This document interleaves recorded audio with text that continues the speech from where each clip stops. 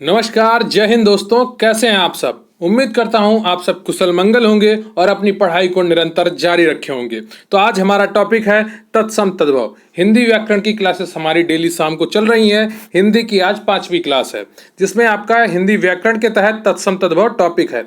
आज हम तत्सम तद्भव को एक बारीकी से देखेंगे और आज के बाद आपको कोई अन्य वीडियो देखने की आवश्यकता नहीं होगी, क्योंकि यहाँ पर आपको वो सारी ट्रिक बताई जाएंगी इस वीडियो में जिनसे आप तत्सम और तद्भव बड़ी आसानी से पहचान लेंगे और एक भी तत्सम तद्भव उसके बाद आपका गलत नहीं होगा। यहाँ से परीक्षा में आपके 1 से 2 प्रश्न जो आते हैं वो सर्वथा सही होंगे आपके। तो पूरा वीडियो अवश्य देखें ताकि आपकी तैयारी पूरी हो सके। यहाँ से कोई भी प्रश्न अब आज के बाद आपका गलत ना हो। आज के बाद अब दोबारा आपको तत्सम तद्भव पढ़ने की आवश्यकता ही ना पड़े। तो गंभीरता के साथ, एकाग्रता के साथ पूरा वीडियो अंत तक देखें और जो मैं ट्रिक बताऊं उन्हें जरूर कागज पर नोट कर लें और पूरा अपने दीवार पर चिपका लें, ताकि जहां पर आप पढ़ते हैं वहीं पर चिपका लें, जिससे आपके ये दिमाग में लगातार बैठता रहे कि तत्सम तद्भव पहचानने की ट्रिक क्या होती है। तो चलिए शुरू करते हैं आज का वीडियो।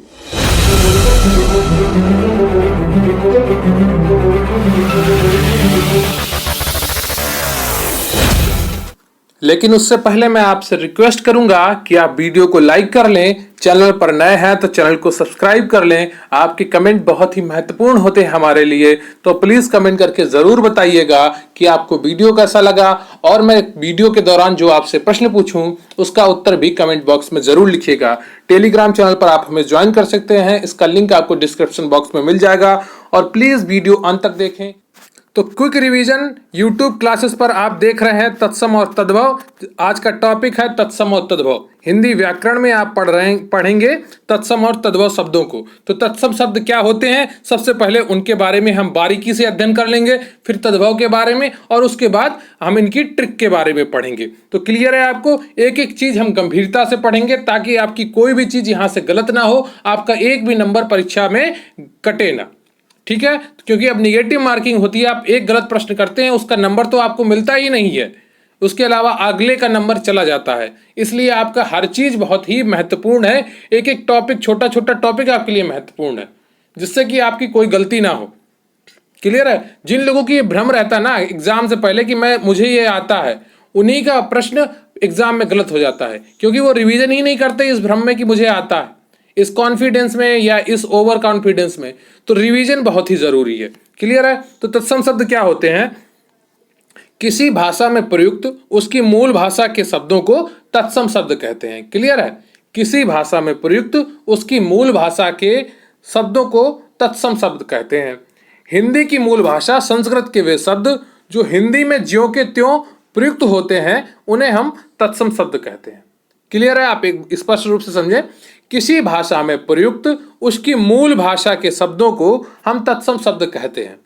हिंदी की मूल भाषा संस्कृत के वे शब्द जो हिंदी में ज्यों के त्यों प्रयुक्त होते हैं उन्हें तत्सम शब्द कहते हैं। क्या क्या होते हैं तत्सम शब्द? जैसे आपका अट्टालिका, अर्पण, आम्र, उष्ट्र, कर्ण, गंधर्व, यहाँ पर बिंदी होनी चाहिए थी, वो नहीं है। ठीक है? और क्षेत्र, यहाँ पर क्षेत्र गलत लिखा है, क्षेत्र के ऊपर, इसके ऊपर होगी बिंदी, ये मात्रा। ठीक है? तो क्षेत्र ऐसे लिखा जाएगा। क्लियर है आपको? तो इनमें शब्दों में ध्वनि परिवर्तन नहीं होता है। क्लियर है? जो तत्सम के शब्द होते हैं इनमें ध्वनि परिवर्तन नहीं होता, ज्यों की त्यों रहती हैं। तत्सम शब्द 2 शब्दों से मिलकर बना है, जिसका अर्थ है तत् धन सम। ठीक है? तत् और धन सम से मिलकर बना है, जिसका अर्थ होता है ज्यों का त्यों। जिसका अर्थ क्या होता है? ज्यों का त्यों, जैसा था वैसा ही रख लिया, कुछ भी बदलाव नहीं किया, तो वो क्या हो गया? तत्सम शब्द। क्लियर है आपका? फिर आता है तद्भव शब्द। तो उच्चारण की सुविधा अनुसार संस्कृत के वे शब्द जिनकी हिंदी में रूप परिवर्तित हो गया, हिंदी में तद्भव शब्द कहलाते हैं। फिर एक बार सुनिए। उच्चारण की सुविधा अनुसार संस्कृत के वे शब्द जिनका हिंदी में रूप परिवर्तित हो गया, हिंदी में तद्भव शब्द कहलाते हैं। जिन शब्दों को हम संस्कृत में जैसे थे वैसा ही प्रयोग कर लेते हैं उन्हें हम तत्सम कहते हैं, और जिनका रूप परिवर्तित करके हिंदी में प्रयोग करते हैं उन्हें हम क्या कहते हैं? तद्भव शब्द कहते हैं। क्लियर है आपको? जैसे क्या हुआ, एक उदाहरण आप ऐसे समझिए कि किसी घर में नई नई बहू आई। और वो अपने मायके में जैसे रहती थी उसको ही उसी रूप में ससुराल वालों ने स्वीकार कर लिया, तो वो क्या हो गई, तत्सम बहू हो गई। और जैसे ही और दूसरे में क्या किया कि बहू तो आई, लेकिन वो जैसे अपने घर में रहती थी उसको उस रूप में स्वीकार नहीं किया, अपनी सुविधा अनुसार उससे कहा तुम ये करो, तुम ये करो, तुम ये करो, तो वो क्या, तद्भव बहू हो गई, बहू का तद्भव रूप हो गया। ऐसे आप समझ लिए, ऐसे ही शब्द हैं कि जैसे संस्कृत भाषा में प्रयुक्त होते थे हिंदी भाषा में उन्हें वैसे ही स्वीकार कर लिया, तो वो क्या हुए, तत्सम शब्द हुए। और जिनको परिवर्तित कर दिया लाके हिंदी में, वो क्या शब्द हो गए, तद्भव शब्द हो गए। क्लियर है आपको? उम्मीद करता हूं ये बहु वाले उदाहरण से आप इन शब्दों को जोड़ पाए होंगे और समझ पाए होंगे। अगर आपको ये उदाहरण अच्छा लगा हो तो कमेंट करके जरूर बताइएगा, मुझे आपके कमेंट्स का बहुत ही इंतजार रहता है। क्लियर है? तो प्लीज चैनल को सब्सक्राइब कर लीजिए और वीडियो को लाइक कर लीजिए। अब तत्सम और तद्भव शब्दों को पहचानने का नियम क्या है, ट्रिक क्या है, आप ट्रिक ढूंढा करते हैं, आज वो सारी ट्रिक मैं बता दूंगा जिससे आपका कोई भी तत्सम तद्भव शब्द गलत नहीं होगा। क्लियर है आपको? तो तत्सम शब्दों के पीछे छा वर्ण का प्रयोग होता है। ये वाला जो छा होता है, क्षत्रिय वाला, इसका प्रयोग होता है किसके पीछे, तत्सम शब्दों के पीछे। और तद्भव शब्दों के पीछे या तो खा प्रयोग होगा या छा प्रयोग होगा। समझ रहे हैं आप? या तो खा प्रयोग होगा या छा प्रयोग होगा। इस छा के स्थान पर तद्भव में खा या छा का प्रयोग होता है। अब दूसरा पॉइंट क्या है आपका, ट्रिक दूसरी क्या है कि तत्सम शब्दों में श्रा का प्रयोग होता है इसका, और तद्भव शब्दों में सा का प्रयोग होता है, ये वाले सा का। ठीक है, तो ये देखिए ये। और फिर तीसरी ट्रिक क्या है, तत्सम शब्दों में शा का प्रयोग होता है और तद्भव शब्दों में सा का प्रयोग होता है। क्लियर है आपको? तत्सम शब्दों में शा का प्रयोग होता है, ठीक है, और तत्सम शब्दों में री का प्रयोग होता है। ठीक है, तत्सम शब्दों में री का प्रयोग, मात्रा का प्रयोग होता है। री की मात्रा कैसे लगती है, ये वाली मात्रा री की होती है। तो तत्सम शब्दों में ये वाले सा का प्रयोग ज्यादा होता है, तत्सम शब्दों में री की मात्रा का प्रयोग होता है, जो ये मात्रा लगती है, जो गृह विज्ञान में लगती है, जो गृहकार में लगती है, वो वाली मात्रा। और तत्सम शब्दों में रा की मात्रा का प्रयोग होता है। यहां पर तत्सम नहीं है, तद्भव होगा। ठीक है, यहां पर नहीं सही है, तत्सम शब्दों में रा का प्रयोग होता है, रा की मात्रा का। ठीक है, और तत्सम शब्दों में वा का प्रयोग होता है, जबकि तद्भव में बा का प्रयोग होता है। क्लियर है आपको? तत्सम शब्दों में वा का प्रयोग होता है और तद्भव शब्दों में बा का प्रयोग होता है। तो ये कुछ छोटी छोटी जानकारियां हैं, कुछ पहचान है, इनसे आप क्या कर सकते हैं कि पहचान सकते हैं। 99% ये ट्रिक आपकी काम करेंगी। कुछ अपवाद हर जगह होते हैं जिसकी वजह से ये ट्रिक हो सकता है काम ना करें, लेकिन 99% आपके प्रश्नों में ये ट्रिक काम करेंगी, है ना? तो एक बार फिर से ट्रिक को समझ लीजिए। तत्सम शब्दों के पीछे छा वर्ण का प्रयोग होता है, जबकि तद्भव शब्दों के पीछे खा या छा का प्रयोग होता है। क्लियर है आपको? फिर दूसरी ट्रिक है, तत्सम शब्दों में श्रा का प्रयोग होता है और तद्भव शब्दों में सा का प्रयोग होता है। ठीक है, और तत्सम शब्दों में शा का प्रयोग होता है और तद्भव शब्दों में सा का प्रयोग होता है। क्लियर है? यहां पर श्रा होगा ना, ये ऐसे मात्रा चढ़ा लेते हैं, श्रा की जगह पे ये श्रा यूज कर लेते हैं। क्लियर है आपको? और तत्सम शब्दों में शा का प्रयोग, वर्ण का प्रयोग होता है। तत्सम शब्दों में री की मात्रा का प्रयोग होता है। री की मात्रा मैंने आपको बताई दी कैसे प्रयोग करते हैं। तो तत्सम शब्दों में रा का मात्रा का प्रयोग होता है, लेकिन तद्भव शब्दों में रा पूरा वैसा लिख देते हैं। क्लियर है आपको? तत्सम शब्दों में वा का प्रयोग होता है और तद्भव शब्दों में बा का प्रयोग होता है, बा। क्लियर है आपको? तो कई चीजें हैं जो आपकी ट्रिक काम कर जाएगी बहुत जगह पर, और कहीं कहीं पर काम नहीं करेगी, क्योंकि हर ट्रिक की एक लिमिट होती है ना? 99% तक तो ये काम कर सकती है, पर 100% नहीं सही होगा। तो आपको मूल चीजें, आपको कुछ शब्दों को याद करके ही रखना होगा। क्लियर है आपको? ट्रिक 100% कहीं पर काम नहीं करती। अगर कोई कहता है आपसे कि ये ट्रिक 100% काम करेंगी, तो वो आपको धोखे में रख रहा है ना? धोखे में मत रहिए। झूठ बोलकर मैं हो सकता है आपको प्रभावित कर लूं, लेकिन आपका पेपर गड़बड़ हो जाए, वो सही नहीं है ना? तो झूठ बोलकर कोई प्रभावित आपको करे तो उससे सावधान रहिए। तो अर्ध तत्सम शब्द क्या होते हैं, कभी कभी पेपर में पूछ लेता है अर्ध तत्सम शब्द के बारे में। तो उन संस्कृत शब्दों का कहते हैं जो प्राकृत भाषा में बोले जाने के कारण उच्चारण से बिगड़ते बिगड़ते कुछ और ही रूप के हो गए हैं, जैसे बच्छ, आज्ञा, मुंह, वंश इत्यादि। समझे? इन्हें अर्थ तत्सम भी कह देते हैं कभी कभी। कभी कभी ज्यादा इनसे प्रश्न नहीं आए, एक ही दो बार परीक्षा में प्रश्न आए हैं। तो उन संस्कृत शब्दों को कहते हैं जो प्राकृत भाषा में बोले जाते थे, फिर उनका रूप बिगड़ते बिगड़ते बिगड़ते बिगड़ते कुछ और ही रूप हो गया, पूरी तरह तद्भव नहीं हो पाए और पूरी तरह तत्सम भी नहीं बचे। ठीक है, तो उनको क्या कहा गया? अर्ध तत्सम कहा गया। इतना ये इंपॉर्टेंट नहीं है, ये इतना आपके पेपर में नहीं पूछा जाता है। अब इसमें देखिए तत्सम आपका घट है, तो तद्भव क्या हुआ? इसका घड़ा हो गया। ठीक है, फिर आपका तत्सम है छिद्र, और ये क्या हो गया? छेद है। फिर आलस्य क्या है? तत्सम है आपका, आलस क्या हो गया? तद्भव हो गया। चंद्र आपका तत्सम है, चांद आपका तद्भव है। मधुमक्षिका आपका तत्सम है और मधुमक्खी आपका तद्भव है। चूर्ण आपका तत्सम है और चूर्ण आपका तद्भव है। देखिए यहाँ पर रा की मात्रा चढ़ी है और यहाँ पर रा का पूरा प्रयोग हो गया। अब ये ट्रिक देखो, आपको समझ में आई? यहाँ पर तत्सम में क्या किया? रा की मात्रा ऊपर चढ़ा दी, लेकिन तद्भव में क्या किया? रा का पूरा प्रयोग कर लिया। इसी तरह से कर्ण कान, प्रहेलिका पहेली, रुग्ण रोगी। तत्सम रुग्ण है और रोगी क्या हो गया? तद्भव हो गया। अब तत्सम है वट, तो तद्भव हो गया बड़। तत्सम है दंड, तद्भव हो गया डंडा। तत्सम है सर्प, तद्भव हो गया सांप। तत्सम है अग्नि, तद्भव हो गया आग। तत्सम है जिह्वा, तद्भव हो गया जीव। तत्सम है आपका कोकिल, तद्भव हो गया कोयल। तत्सम है आपका पृष्ठ, तद्भव हो गया आपका पीठ। तत्सम है आपका गृह, तद्भव हो गया आपका घर। तत्सम है आपका काष्ठ, तद्भव हो गया काठ। क्लियर है आपका? तो एक एक चीज आप कुछ हम लोग एमसीक्यू करेंगे तत्सम तद्भव के, उसके बाद ये वीडियो आपका समाप्त हो जाएगा। तो ध्यान से करिएगा और कमेंट करके जरूर बताइएगा कि आपका कौन सा एमसीक्यू सही हुए, कितने एमसीक्यू आपके सही हुए। क्लियर है आपको?